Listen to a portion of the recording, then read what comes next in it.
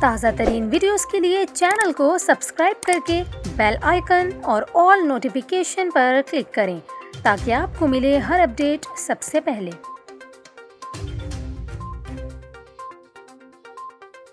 اور ابھی آپ کو بتائیں، اسکردو کے سب ڈویژن روندو میں زلزلے کے شدید جھٹکے محسوس کیے گئے۔ زلزلے کے باعث لوگوں میں خوف و ہراس پھیل گیا۔ زلزلہ پیما مرکز کے مطابق روندو میں آنے والے زلزلے کی شدت 4.3 اور زیر زمین گہرائی 40 کلومیٹر ریکارڈ کی گئی۔ ریسکیو حکام کے مطابق اسکردو کے سب ڈویژن روندو میں آنے والے زلزلے کے باعث پہاڑ سے پتھر گرنے کے باعث گلگت اسکردو روڈ بلاک ہو گئی اور پتھر لگنے سے کئی مسافر زخمی ہوئے۔ سوشل میڈیا پر وائرل ویڈیوز میں یہ بھی دیکھا جا سکتا ہے کہ زلزلے کے بعد پہاڑ سے گرنے والے بڑے پتھر سڑک پر موجود گاڑیوں پر گرے ہوئے ہیں۔ اس کے علاوہ مقامی انتظامیہ کے مطابق زلزلے کے بڑے جھٹکے کے بعد آفٹر شاکس کا سلسلہ بھی جاری ہے۔ اسکردو کی مرکزی شاہراہ پر ٹریفک کی روانی متاثر ہوئی ہے۔ انتظامیہ کی جانب سے مرکزی شاہراہ پر شہریوں کو سفر کرنے سے اجتناب کرنے کی ہدایت کر دی گئی ہے۔ اس کے علاوہ متاثرہ علاقوں میں موبائل فون سروس نہ ہونے سے جانی نقصان کی حتمی اطلاعات نہیں ملی، تاہم 3 افراد کے زخمی ہونے کی تصدیق ہوئی ہے۔